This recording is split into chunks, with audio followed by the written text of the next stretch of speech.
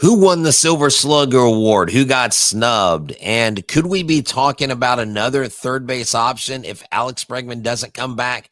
We've got things to talk about on this edition of Locked On Astros. Let's start right now.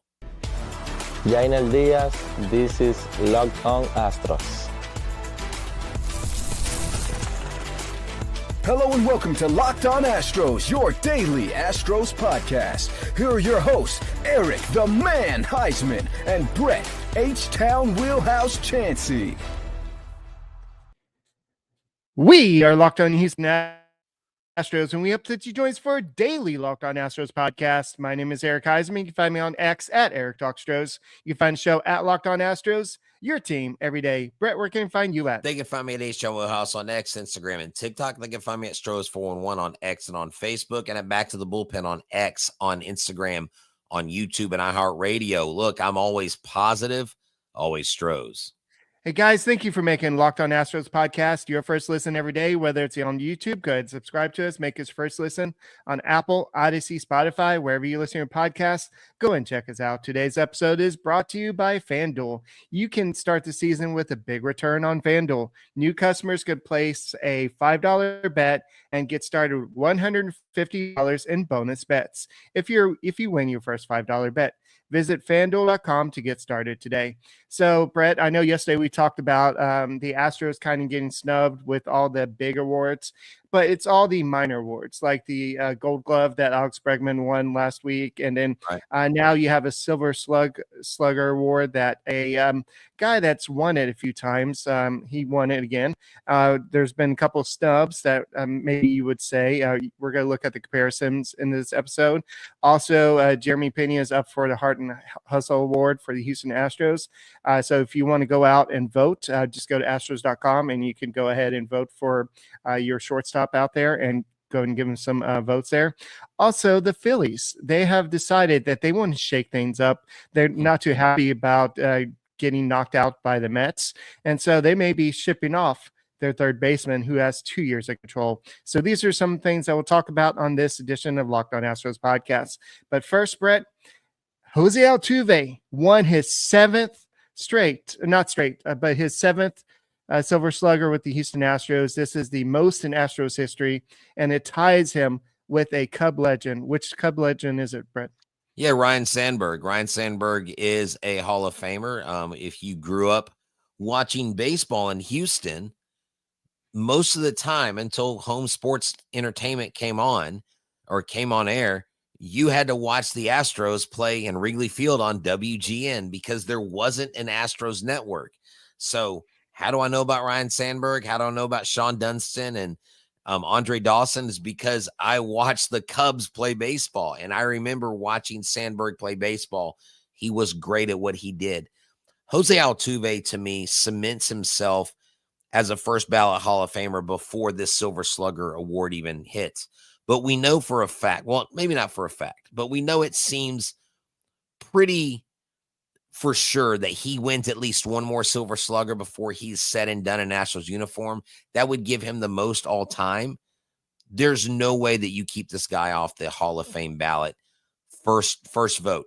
If he isn't on the Hall of Fame ballot the first time he's up, every writer that votes against him should have their credentials removed, kicked out of the Baseball Writers Association, and maybe go cover field hockey in, I don't know, Norway. Do something that nobody really cares about here in America. Like, that is how big and bad that Jose Altuve is. Eric, Jose Altuve has done it his whole freaking career. He's got a career OPS plus of 126. Okay. I'm sorry, 129. This last year, 126 OPS plus, 350 on base percentage, 790 OPS, probably not where he wanted it to be. 65 RBI, 295 batting average, 20 home runs, 185 hits, literally 15 hits away from another 200 hit season. This is a guy that people said were slowing down a couple years ago. This is a guy that people said, oh, he had the yips and 2020 playoffs. You remember that. You remember people doubting him.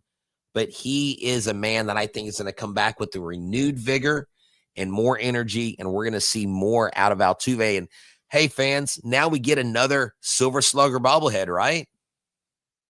Yeah, that's good. You can add more to the collection. I've got a whole bunch of bobbleheads I need to open. I haven't had a chance to do that. But Altuve is 34.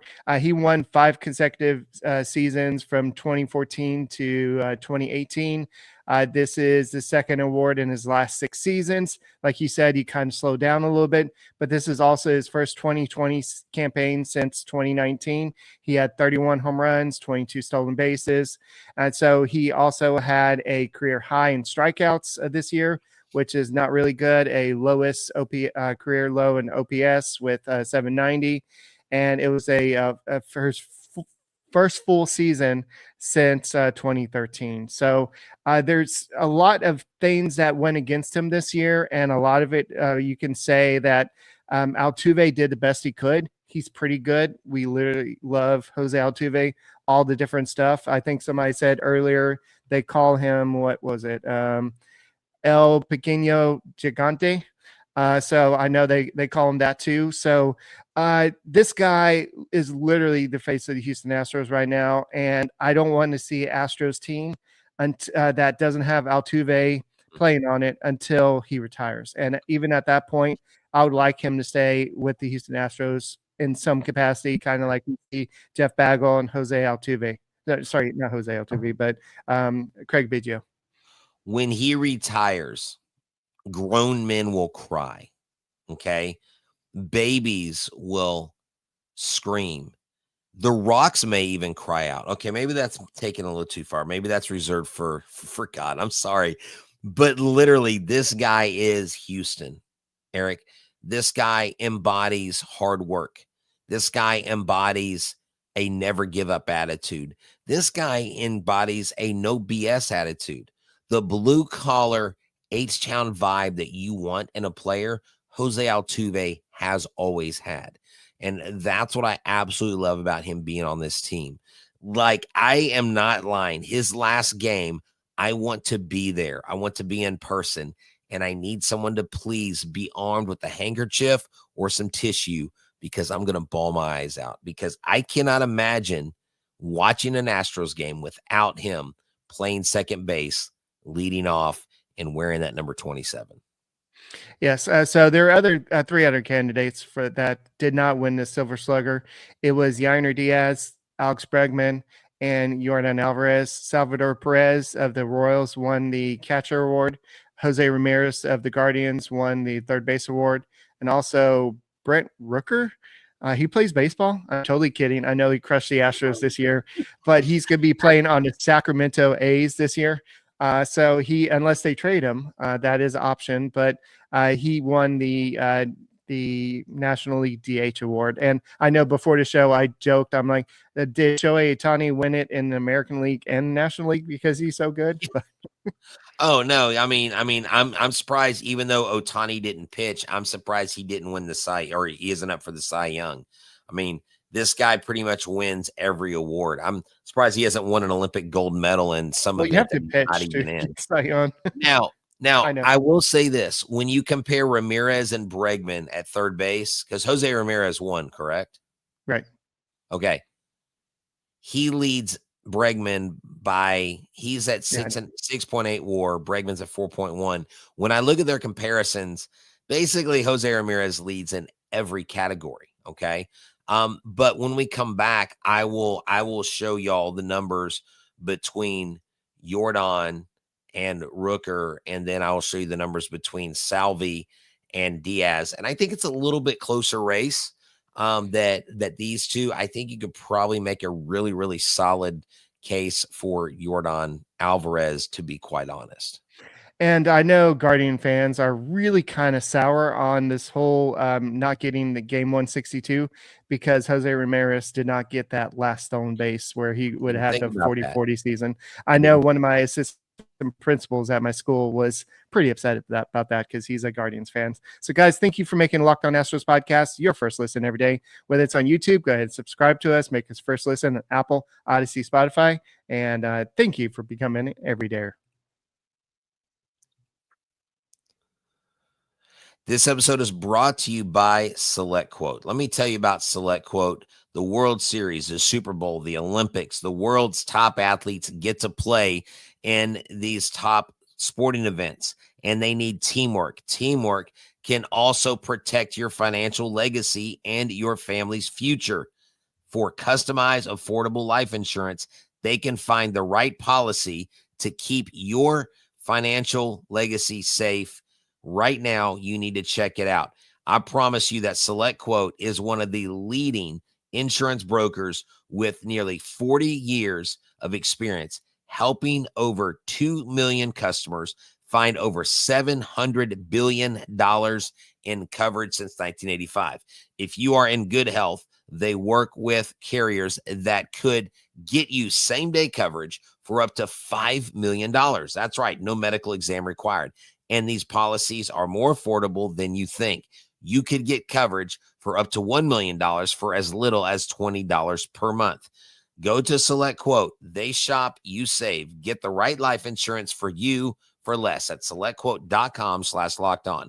Go to selectquote.com/lockedon today to get started. That's selectquote.com/lockedon. Hey guys, thank you for making Locked On Astros podcast your first listen every day. Go ahead and subscribe to us. We're trying to get to 15,000 subscribers. So all you have to do, little red button down there, just press it. It takes a second. Just go and help us out and go and give us a big fat thumbs up while you're at it. And go ahead and help us. We're going to be here throughout the whole offseason to help Astros fans. I know there's a lot of Texans talk. There's a lot of Rockets talk. But we know there's just Astros fans out there. So we're going to be here for you all off season. And so I know that we're all excited about Altuve winning the Silver Slugger, but not everybody won the Silver Slugger for the Houston Astros. And there's a lot of down seasons. Like Kyle Tucker was not, I mean, he was having a good season, but I think the injury kind of robbed his chances. But if you're looking around at rest of the Astros roster, there are some names that were nominated. You had Alex Bregman, Yainer Diaz, and Yordan Alvarez, who did not win it. So, Brett, you're going to tell us about who was it, Diaz or Bregman? Yeah, so let's look at Bregman. We've already covered the basis. Okay. Ramirez has every category. Right now, we're looking at Yordan and Brent Rooker. While Brent Rooker has a 5.6 WAR, if you're listening, he had 39 home runs, only 4 more than Yordan. He did have 20 more RBIs. It probably had a lot to do with Joe Espada. Listen, don't bat Yordan second next year. Put him third or fourth. Give him more RBIs. Okay, I'm just telling you, Joe, that was the one big mistake with him. But he leads in stolen bases. Who cares about that? This is a Silver Slugger award. What do I care about? OPS plus. Oh, look, Yordan's higher at 172. OPS, oh, that's right, Yordan's higher at 959. Slugging, oh, that's right, Yordan's higher, 567. On base percentage, Yordan is higher, 392. In the I guess the not so cool number anymore, batting average, he's almost 10 points higher than Rooker there. I think the case for Yordan Alvarez is clear cut. It's no disrespect to Brent Rooker because he was on a team that absolutely sucked. They were terrible, and Brent Rooker raked. That's a dude that I would love in my clubhouse. He can hit the ball. He's going to be hitting baseballs out of a minor league park in Sacramento for the next 3 seasons, okay? And so Brent Rooker, maybe they're giving it to him because Oakland, well, they kind of got crapped on this year because their owner sucks. He's horrible. But I'm sorry, Yordan Alvarez, sir, you got robbed, and maybe Rob Manfred had something to do with that. So that's the breakdown there, Eric, for me. So you're saying this is going to be a little big league for Brett Rooker and with the Sacramento A's this next year? Exactly. Yes. Actually, they dropped Sacramento like the Commanders. Okay. When they changed to the Commanders, they were the Washington football team. Okay. Now they're the Athletics. They're no longer Oakland. And I will wear, the first time we play them, I will wear my Oakland hat that says Oakland on top just to spite them. Now, let's look real quick. Now, a little bit closer race, but in WAR, Yainer Diaz beat Salvi 3.2 WAR to 2.6. Okay. Fewer plate appearances, but he had more hits and fewer plate appearances. He did have less home runs, less RBIs, 299 batting average. Now, Salvi beats him in OPS plus by 1 point, and OPS by what is that, 20 points, slugging by less than 10, and then on-base percentage by 5 points. Now, you can make more of a case for Salvi over Diaz here, but I think with Diaz also splitting time more than Salvador Perez did, I think you could make the case for Yainer Diaz. If they didn't have Caratini, maybe Diaz plays in more games. Maybe he has more success. Maybe he doesn't. But definitely in the future for Yainer Diaz, I see a Silver Slugger. Yordan Alvarez, he will get back to that Silver Slugger status, and it may be as early as 2025.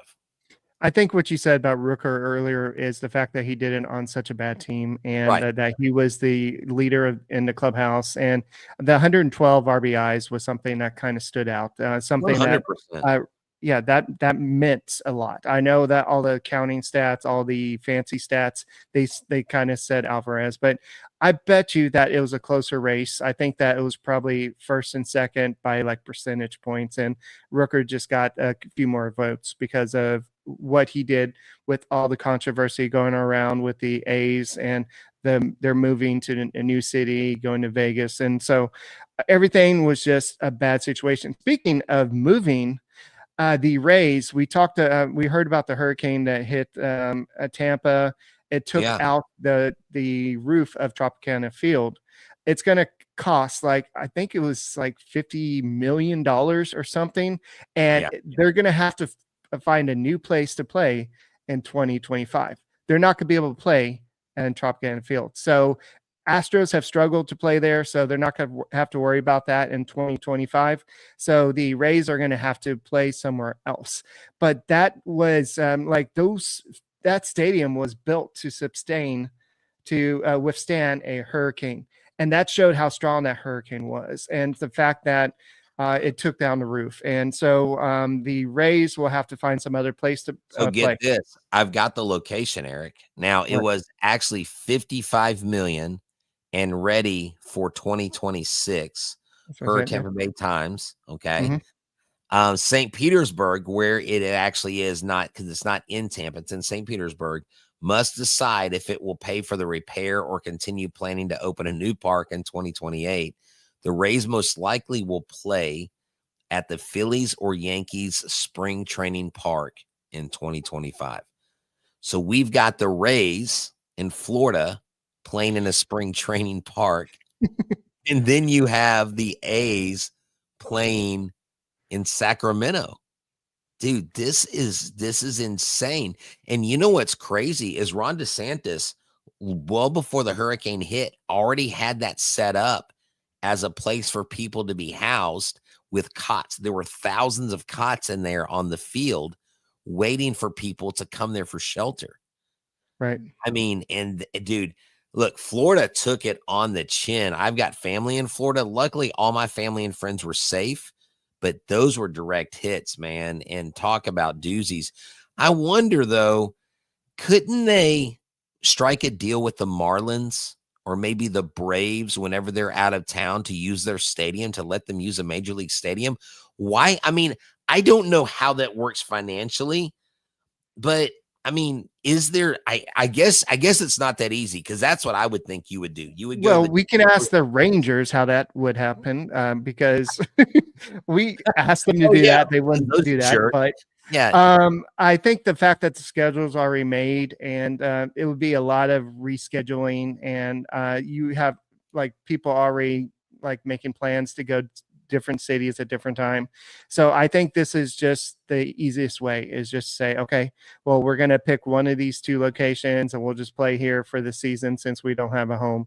And so I think that's what's going on. So definitely Florida, unfortunately, was the victim of a lot of hurricanes this year. We're not making fun of the situation, but it's just odd how a stadium that's built to withstand a hurricane just got hit so bad. And they had set up a FEMA Red Cross shelter in there. And that's what I'm saying. Yeah. I mean, it was just crazy. They already had it planned. I mean, it was ready to go. Ron DeSantis did a phenomenal job getting that set up. He was ahead of the game. He didn't wait until the disaster struck. And what do you know? The place you set up. I mean, it would be as tragic if Mattress Mac was like, you can come here, and then something hits his place and it's gone. Right. I mean, that's what it kind of reminds me of. Speaking of waiting till disaster until you do something, that would be what if the Astros waited till Alex Bregman left and then decide to do anything about third base? And nothing gets Shea Whitcomb, but what if he's not the answer? So we're going to talk about somebody the Phillies are making available, and we're going to debate if that's really a good fit. So, guys, thank you for making Locked On Astros podcast your first listen every day. You know what would be a disaster is if you didn't go to FanDuel.com today. Go to FanDuel and check it out. Get ready to tackle the NFL action with FanDuel, America's #1 sportsbook. Hopefully you're more like the first half Texans and not the second half Texans, and you realize that if you bet $5 and that $5 bet wins, you get $150 in bonus bets. Maybe we need to tell D'Amico in the offense that, hey, let's do this. Let's go to FanDuel Sportsbook app. Let's take everything we know. Everything you need is right there to place bets. Okay, maybe we don't want D'Amico and the team placing bets during the game, but you're not playing. So when you get a hunch in the middle of the game, you can check out the latest stats with live play-by-play and so much more on the same app where you place your bets. You don't have to go to 28 different websites. Just visit FanDuel.com today. You'll get started with $150 in bonus bets if you win your first $5 bet. That's FanDuel.com. Never waste a hunch and make every moment more with FanDuel, an official sportsbook partner of the NFL. Hey guys, thank you for making Locked On Astros podcast your first listen every day. Whether it's on YouTube, go ahead and subscribe to us. Go and make us first listen. Apple, Odyssey, Spotify, wherever you want to listen to us. And go and put that back up there. I do want to address this real quick. Dorothy mentioned that the A's or the Rays could play at the Astrodome. I don't know if you've actually been to the Astrodome. The Astrodome, it's going to take about $50 million to get that into a condition where you can actually play baseball in there again. It is rat infested, Eric. It's where the rat major leagues play. The cats are there too. All cats, rats, and bats. You like that? Right. You like how I did that? Yeah, that was pretty dumb. You know, not the comment, but no, I'm saying me, dude. I'm not calling them dumb. I know I'm saying what I said was dumb. But seriously, you know what's dumb? Me trying to figure out on a daily basis where the hell Alex Bregman's going.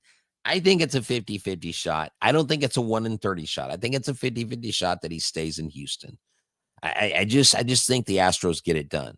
But in the case that they don't get it done, Alec Bohm has come into the picture because why the Phillies have put him on the trade block. Now, this last year, Eric, he was known and he was quoted in saying, I hate playing here. I don't like it here.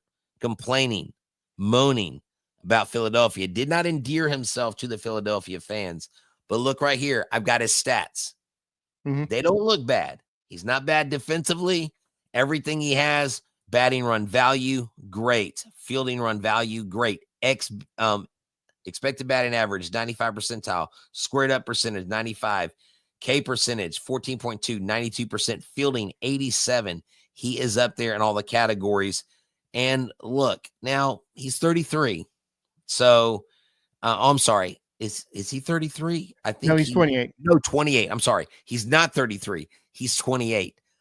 He's valued, Eric, at 7 years, I think 146 million. I just tweeted about it earlier. It makes an interesting conversation though, Eric, because Spotrac has him rated 7 years, 142 million. Okay? That's what you wrote. Yes. Yeah. So he's an unrestricted free agent after the 2026 season. Yes. So he comes with 2 years of control. So, go ahead. This is typically the type of player that the Astros would go for. Somebody that has years of control left. Yes, you would have to give up some prospects. Somebody like Shea Whitcomb or plus, it wouldn't come cheap because this is a guy that I know that AJ Przinsky said that he's talked to multiple people in the Phillies front office and in the locker room, and they said that they question his maturity. They said he needs to grow up a little bit.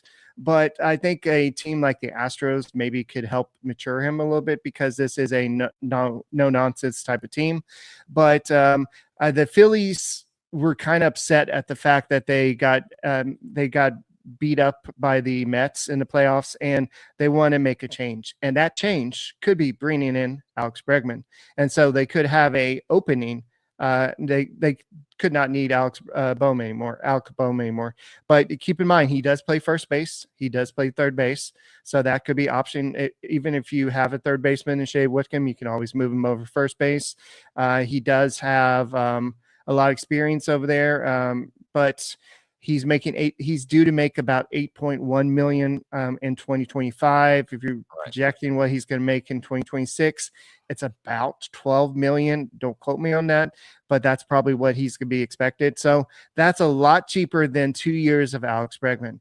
I would rather have Alex Bregman because of what he can do, but Alec Bohm would be somebody that would be good, but he had such a good first half, and then he just fell apart in the second half. And if you're looking at what he did in postseason, it wasn't good. He batted in 13 at bats. He batted 0.077. I had to read that out loud.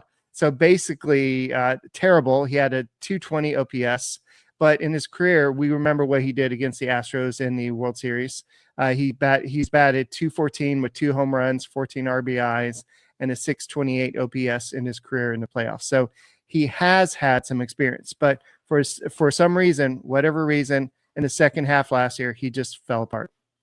Yeah, no, and at the end of the day, we are just merely kicking the tires on all these different things. Right. So, a lot of people told me when I tweeted this out earlier, they're like, "Hey, I really don't think this gets done. I really think he's going to end up somewhere else." A friend of mine saying that he thinks Seattle makes sense to him. DePoto loves to make trades for the sake of making trades, so you may see him go to Seattle. I don't think Bregman's landing in Seattle is even like a 2% chance. I think there's 0% chance that Bregman lands in Seattle. There are people that are commenting on my feed saying that they are fans of it. And there are a lot of people saying they're doubtful it will happen. Again, when we mention these things in the offseason, these are things we speculate about. Right. When news comes up of someone that could come available, we talk about them. What do you think? Do you think it would be great? I don't know. I mean, and when a guy has a change of scenery, that could change things for him. Okay. And so, count what it's worth, which may not be much, but he does have control. So, Eric, as you mentioned, that also comes with a hefty price tag. And are you giving away farm system people that you claim you don't have? Are you, is this like where you trade? Who do you trade for him? Do you trade Framber Valdez and Jacob Melton? Do you trade? You know what I'm saying? That's what you have to look at, because he's younger, got the years of control. He's up for a big contract, and his agent is Boris as well. I saw somebody on X say that, you can trade Tucker for Bohm and Andrew Painter. I don't think the Astros make a trade like that. I don't think that's feasible, because Tucker is so much more valuable than that. If the Astros make a trade for Tucker, it's going to be a blockbuster. They're going to have to get a lot in return, because he is a great player. But I think that it wouldn't cost as much as you might think, especially there might be a lot of teams out there. I've heard the Yankees as an option out there. Go get him. There's some other teams that might want to go get him. But the issue is people talk. And if that maturity thing is an issue, a lot of teams are going to be scared off. They're going to be like, well, we hear this, so we don't want to give you this. We'll give you this instead. And so, but what we're talking about is this is a fallback option. I think the Astros they're focusing on Alex Bregman. And I don't care what you hear elsewhere, they're focusing on Alex Bregman. This is what Dana Brown says. Whether it comes to fruition, I don't know. But this is another fallback option. So as a GM, you can't just put all your eggs in your Yoshi basket and just hope that one hatches. You got to have plan A, plan B, plan C. 2 weeks ago, it sounded like Dana Brown didn't have an option. So there are multiple options kind of coming out right now. So I think that Alex Bohm, we haven't heard anything linked to Houston Astros. Just I want to make that clear. But this is another option that's out there right now. Yeah, definitely. And we wrap the show up with Jeremy Pena being up for another award, the Heart and Hustle Award. I believe that is what they do on and off the field. Yes. I know he has a thing, Pena's Pals, where he has kids come to the stadium. He has them decorate shoes and he wears them on the field. He does a lot of stuff community service wise. So I think he's well deserving. He's a good guy. From everyone I know that's met him in person, they have a lot that I've not heard one negative interaction with the guy. So hopefully he can take home that award. Cause I know the players like their off-field accomplishments sometimes more than their on-field accomplishments because that's who they are. They identify more with stuff off-field sometimes they do on-field because on-field is their job. And most of these guys, they're in the position they're in because somebody maybe helped them at some point. I know Pena, he had a baseball dad. So maybe his dad helped them at some point, but some of these guys, they maybe had somebody help them in a community or somebody like that. They like you have all the football camps and a lot of those people that go to football camps, they end up playing football. So this is a way to give back, to say thank you for putting me in this position. So I think that there's a lot of people like Jeremy Pena out there, and Lance McCullers has a dog charity he does. There's a lot of people that have that. So hopefully Jeremy Pena gets some votes. But guys, we hope that we get your vote. Go ahead, subscribe to us, make us your first listen on Apple, Odyssey, Spotify, wherever you listen to your podcasts. Go and make us your first listen and go and subscribe to us. And we will see you tomorrow. And Brett, what do we always say? Santa's real. Go Stros.